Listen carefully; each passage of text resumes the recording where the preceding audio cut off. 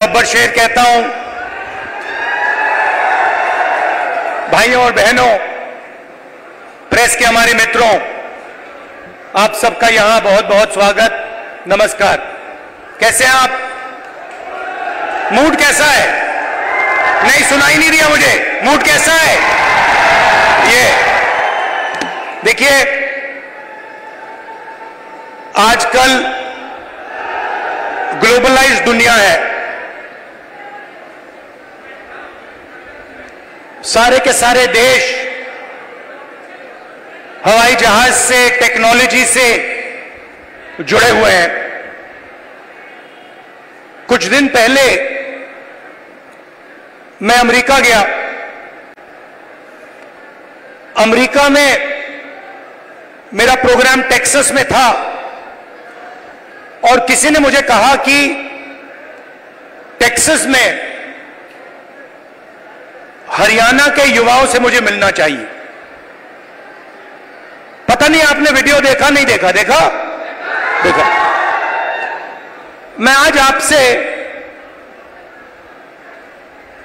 उस वीडियो के बारे में बोलना चाहता हूं, क्योंकि अगर आज आप हरियाणा को समझना चाहते हो तो जो भी समझना है उस वीडियो के अंदर है। सबसे पहले जब मुझे बताया गया कि हरियाणा से हजारों लोग, 15-20 हजार लोग अमेरिका गए हैं, मैं हैरान हुआ। हरियाणा से इतने लोग अमेरिका क्यों जा रहे हैं, मेरे दिमाग में सवाल उठा। और फिर मैं डैलस में आपके भाइयों से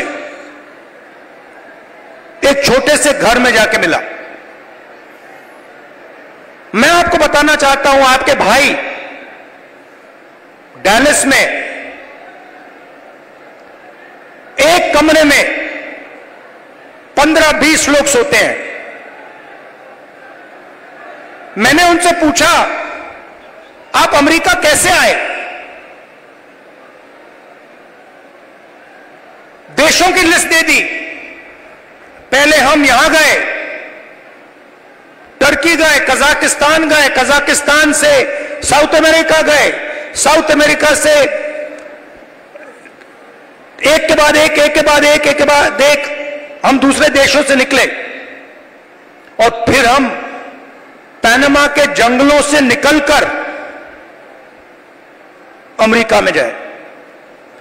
अमेरिका में हमें रोका गया,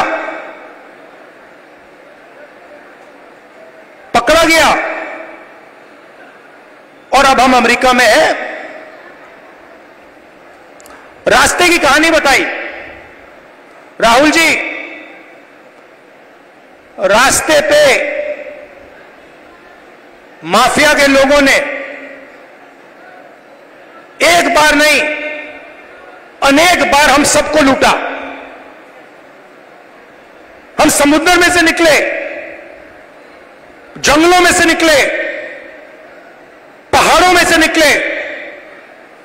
हमारे भाइयों को मरते हुए हमने देखा है, जंगल में मरते हुए देखा है, गिरकर मरते हुए देखा है, अपनी आंखों से देखा है। फिर मैंने सवाल पूछा, मैंने कहा कि भैया ये जो आपने सफर किया है, आप अमीर लोग तो नहीं हो। इस सफर के लिए,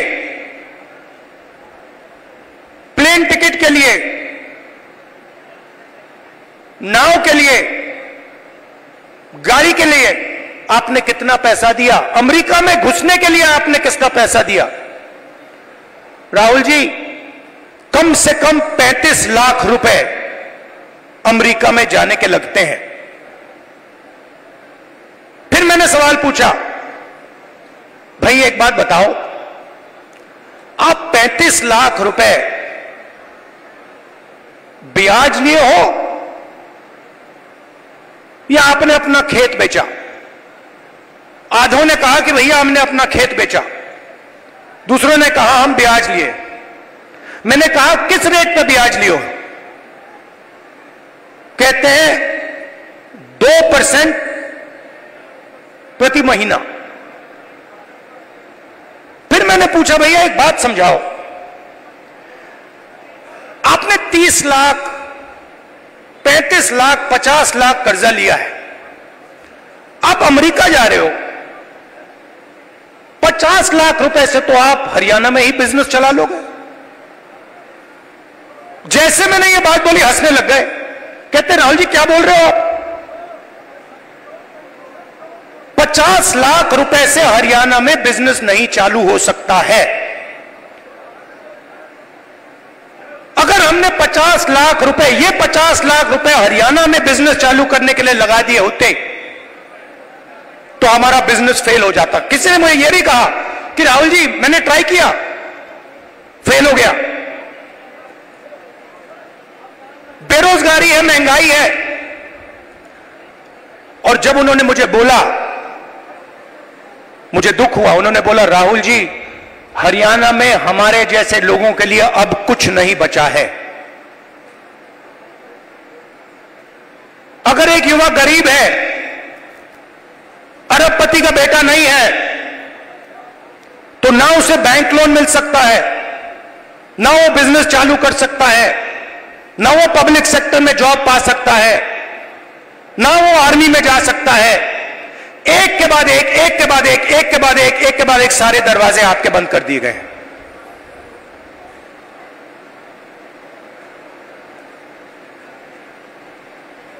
मैं जब उस घर से निकला, मैं सोच रहा था कि अगर इनकी ये हालत है तो इनके बच्चों की क्या हालत है। ये तो यहां है, कोई ट्रक चला रहा है, कोई जॉब कर रहा है, पैसा कमा रहे हैं। मेरे माइंड में आया कि इनके बच्चे क्या कर रहे हैं, इनकी फैमिली क्या कर रही है। कमरे में मैंने बात उठाई थी। मैंने कहा कि आप फैमिली से मिलते हो? नहीं राहुल जी, हम 10 साल के लिए अपने बच्चों से नहीं मिल पाएंगे, अपने परिवार से नहीं मिल पाएंगे, हमारे माता पिता मर जाएंगे मगर हम वापस नहीं जा पाएंगे।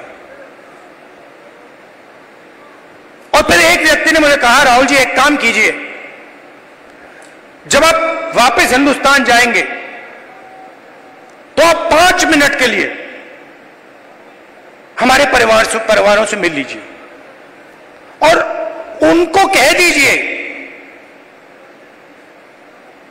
कि हम ठीक हैं, हम सलामत हैं। मैंने उनसे कहा कि भाई बताओ आपके पास तो मोबाइल फोन तो होगा, वीडियो कॉल करते होगे, तो उनको तो मालूम होगा। वो मुझे कहते हैं नहीं राहुल जी वो मानते नहीं है, हम वीडियो फोन पे कॉल करते हैं और हमारे बच्चे मानते नहीं है कि हम ठीक हैं। अजीब सी बात है। फिर मैं करनाल गया सुबह 4 बजे, कि मैं चाहता था कि मीडिया वाले ना पकड़ लें, मुझे तंग करते हैं। मैंने इनको मित्रों कहा, मतलब ये है अदानी के मित्र, अंबानी के मित्र। मैं गया 4 बजे सुबह, वहां बैठ गए, बातचीत शुरू। एक मेंबर परिवार का यूएस में वीडियो कॉल चल रहा है, 6-7 लोग उस साइड डैलस में बैठे हैं, 20-25 लोग परिवार यहां बैठे हैं। मैं सोच रहा हूं ये हो क्या रहा है। और फिर छोटा सा बच्चा दौड़ता हुआ वो कंप्यूटर के पास जाता है, कंप्यूटर को ऐसे पकड़ता है और इतनी जोरों से चीखता है कि मैंने मतलब शायद अपनी लाइफ में ये चीख नहीं सुनी। कांपता हुआ चीखता है, पापा पापा पापा वापस आओ। और पिता पिता कुछ नहीं कह पाता है।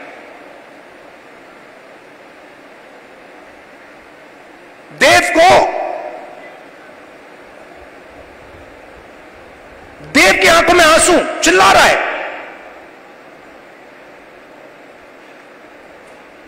और पिता हजारों किलोमीटर दूर मुस्कुराने की कोशिश कर रहा है, नहीं मैं ठीक हूं। किसी ने कहा बच्चा इमोशनल हो गया। मैंने माइंड में सोचा कि इमोशनल हो गया, इसके हर रोज सीने में छुरे लग रहे हैं। इमोशनल शब्द का क्या मतलब है? वो अपने पिता को 10 साल के लिए नहीं देखेगा, छू नहीं पाएगा, गले नहीं लग पाएगा। क्यों? क्योंकि हरियाणा की सरकार ने हरियाणा को नष्ट कर दिया है, खत्म कर दिया है।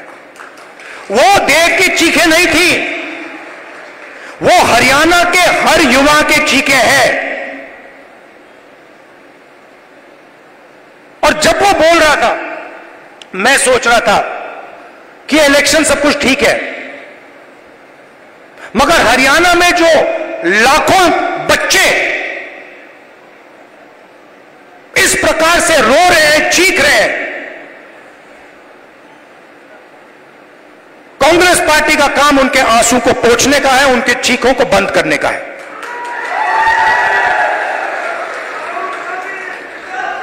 अब देव रो क्यों रहा है, यह मैं आज आपको समझाना चाहता हूं।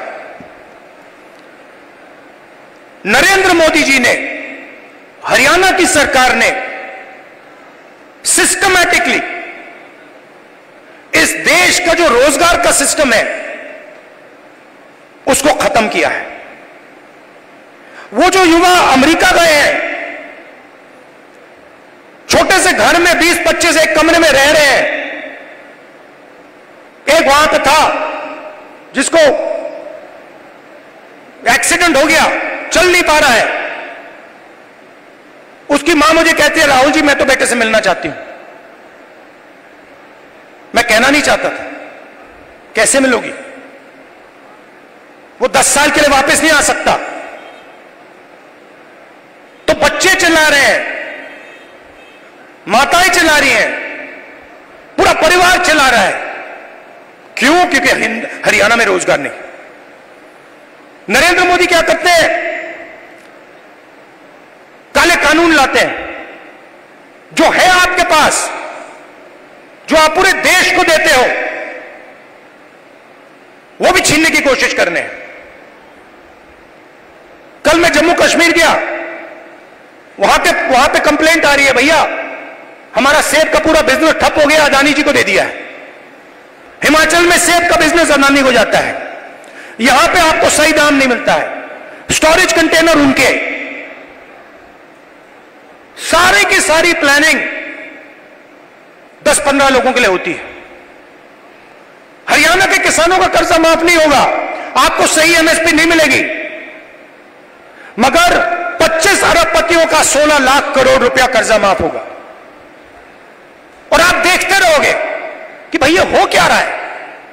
यह प्रदेश जो पूरे देश को भोजन देता है, यहां हो क्या रहा है?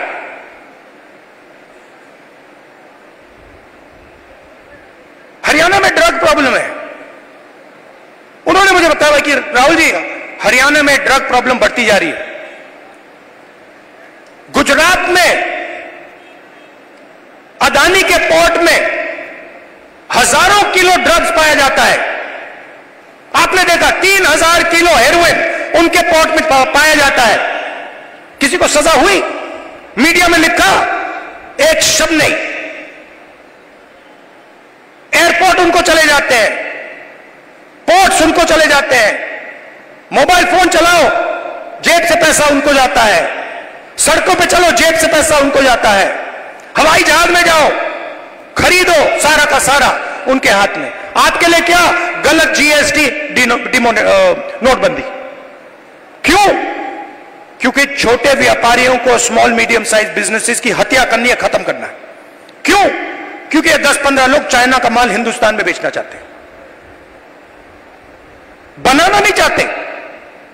जो आप काम करते हो, जो छोटे बिजनेस वाले करते हैं, हाथ से बनाते हैं, वो नहीं करना चाहते। जो हिंदुस्तान में बनाता है उसको खत्म करना चाहते हैं और चाइना का माल हिंदुस्तान में बेचना चाहते हैं। लिस्ट निकालिए कंपनियों की, चाइनीज कंपनियों की लिस्ट निकालिए और देखिए उनका हिंदुस्तान में पार्टनर कौन है। चाइना के युवा को फायदा मिल रहा है, चाइना की सरकार को फायदा मिल रहा है, अरबपतियों को यहां फायदा मिल रहा है, नरेंद्र मोदी जी की मार्केटिंग हो रही है और देश चिल्ला रहा है, चीख रहा है, मेरे पापा को वापस लाओ, मुझे अपने पापा चाहिए। मैं सोच रहा था जब मैं घर जाऊंगा मैं देव के लिए थोड़े खिलौने भेजूंगा। फिर मैंने सोचा क्या मतलब, खिलौने से क्या होगा, फुटबॉल से क्या होगा, क्रिकेट बैट से क्या होगा, वो तो अपना पापा चाहता है। तो ये हरियाणा की हालत है और ये हम बदलना चाहते हैं।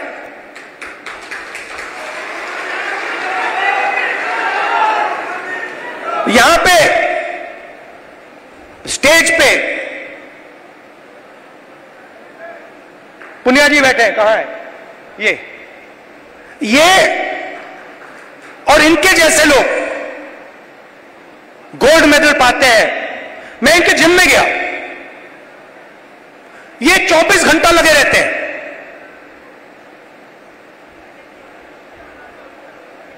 24 घंटा। क्यों? गोल्ड मेडल चाहिए। क्यों? हरियाणा का नाम रोशन करना, हिंदुस्तान का नाम रोशन करना। पूरी दुनिया में हम चाहते हैं कि हरियाणा का नाम जाए, हिंदुस्तान का नाम जाए। गोल्ड मेडल हम अपने लिए नहीं लेते हैं, गोल्ड मेडल हम हिंदुस्तान के लिए लेते हैं। इन्होंने कहा मुझे, इसने कहा, वो भी 4 बजे सुबह। इनका क्या किया? सारे के सारे एथलीट्स को खत्म कर दिया। इनके बहनों का सेक्सुअल हैरेसमेंट हो रहा है और जो कर रहा है उसकी रक्षा चल रही है। 24 घंटे टीवी पे देखो, वो रो रही है, कोई फर्क नहीं पड़ता, बीजेपी का आदमी है, चिल्लाओ जितना चिल्लाना है, देव के साथ चिल्लाओ, 24 घंटा चिल्लाओ, हमें कोई फर्क नहीं पड़ता, मर जाओ। ऐसा हरियाणा हमें नहीं चाहिए। हमें हरियाणा ऐसा चाहिए जहां बच्चे ना रोएं, जहां पिता अपने बच्चे के गले लग सके, जहां मां ना रोए। ऐसा हरियाणा हमें चाहिए और ऐसा हरियाणा कांग्रेस पार्टी आपको देने जा रही है। अब आप मुझसे पूछोगे ठीक है आपने कह दिया, बताओ कैसे। मैं आपको शुरुआत की बात कर रहा हूं। पहला कदम महिला शक्ति, 2000 रुपए हर महीने महिलाओं को और 500 रुपए का गैस सिलेंडर। दूसरा कदम, जो 2 लाख वैकेंसीज सरकार में आज खाली पड़ी है युवाओं के लिए, हम वो भर के आपको दे देंगे। किसान को एमएसपी गारंटी करके हरियाणा की सरकार देगी और जो आपका बीमा का पैसा है वो आपको एकदम मिलेगा। जैसे ही नुकसान होगा उसके एकदम बाद आपको बीमा का पैसा मिलेगा। गरीबों के लिए घर, 100 गज के प्लॉट और 3.5 लाख रुपए दो बेडरूम के घर के लिए और 300 यूनिट फ्री में बिजली। मगर ये लड़ाई सिर्फ हरियाणा की नहीं है, मैं आपको बताऊं, ये लड़ाई हिंदुस्तान की लड़ाई है और ये लड़ाई कॉन्स्टिट्यूशन को बचाने की लड़ाई है। मैंने इसके बारे में बहुत सोचा है, ये हो क्या रहा है, ये बीजेपी के लोग कर क्या रहे हैं। ये कॉन्स्टिट्यूशन पर आक्रमण कर रहे हैं। जो हिंदुस्तान के गरीब लोग हैं कमजोर वर्ग के लोग हैं, कॉन्स्टिट्यूशन उनकी रक्षा करता है। और बीजेपी कॉन्स्टिट्यूशन को मिटाने की कोशिश कर रहे हैं। वो कह नहीं सकते, ऐसे स्टेज पे आकर वो कह नहीं सकते कि हम कॉन्स्टिट्यूशन को मिटा देंगे, मगर वो करते हैं। सारी की सारी संस्थाओं को आरएसएस के लोगों के हवाले कर दी है। पूरा कंट्रोल नागपुर का है। उसमें हिंदुस्तान के 90% लोगों के लिए कोई जगह नहीं है। आप देख लीजिए, आप लिस्ट निकालिए, जिन जिन लोगों को आरएसएस ने हिंदुस्तान की संस्थाओं में डाला है, लिस्ट निकालिए, चाहते मैं दे दूंगा आपको। उसमें ना आपको एक ओबीसी मिलेगा, ना आपको एक दलित मिलेगा, ना आपको आदिवासी मिलेगा।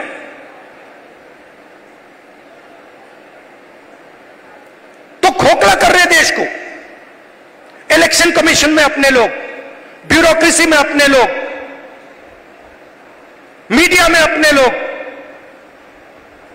इंटेलिजेंस सर्विसेज में अपने लोग, और 90% हिंदुस्तान के लिए कुछ नहीं। इसलिए हमने चुनाव में जाति जनगणना की बात की। हिंदुस्तान में किसकी कितनी आबादी है, यह हम जानना चाहते हैं। अब इसमें कोई गलत बात तो नहीं है।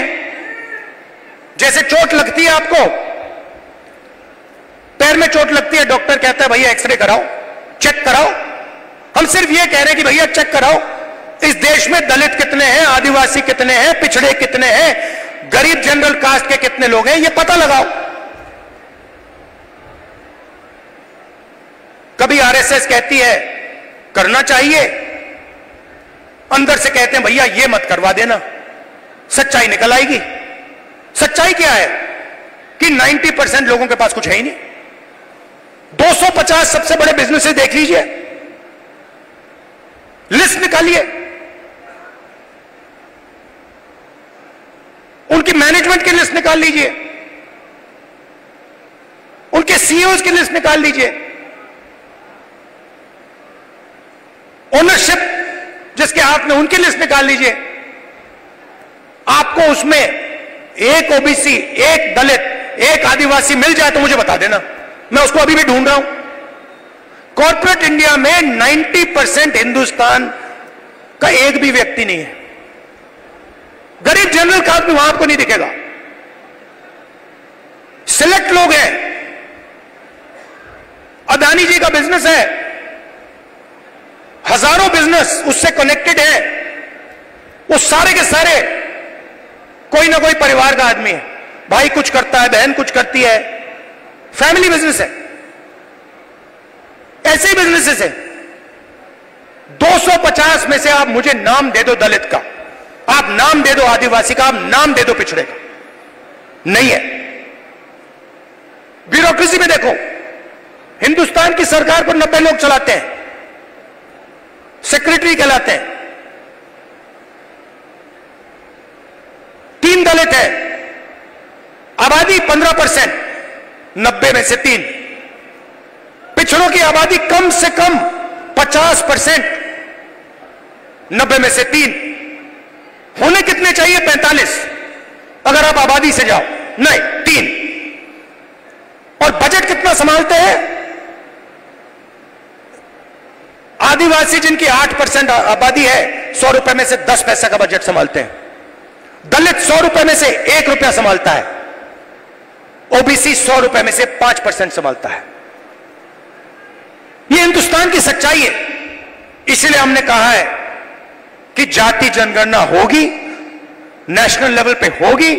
और मैंने कहा है मोदी जी के सामने पार्लियामेंट हाउस में, आप करो ना करो, मैं इसको इसी हाउस में पास करवाऊंगा, आपके मुंह के सामने करवाऊंगा।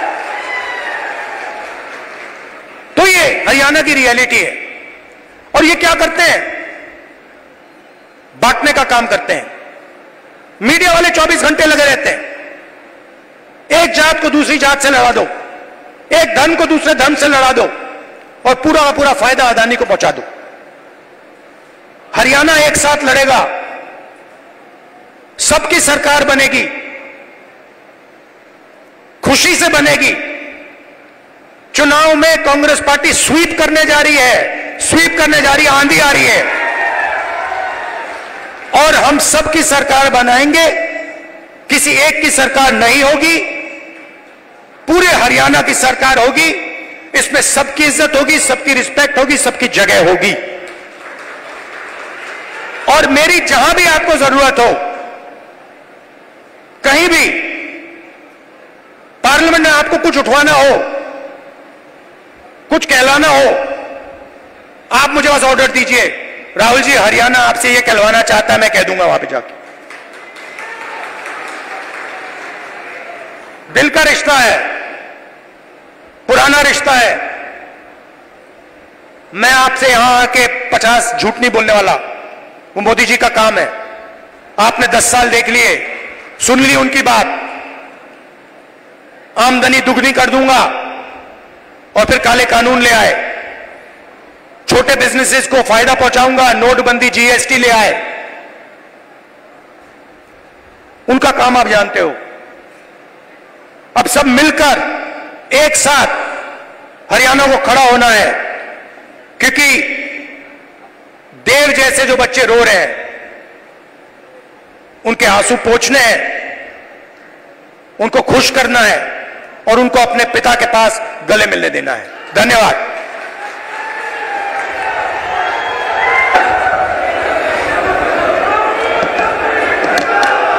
उदय भान जी, भूपिंदर सिंह हुड्डा जी, कुमारी शैलजा जी,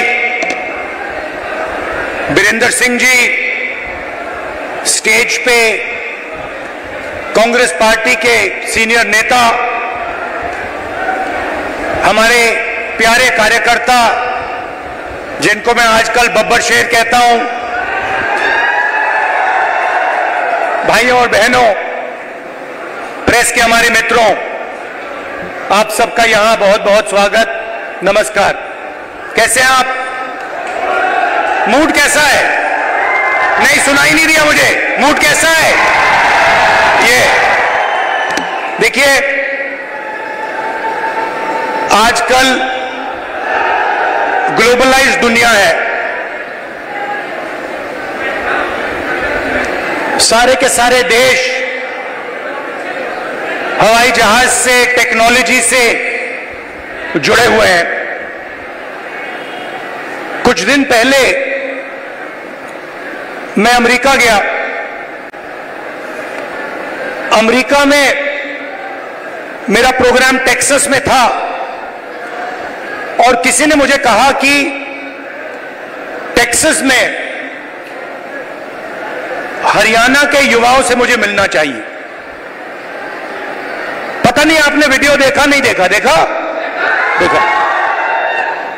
मैं आज आपसे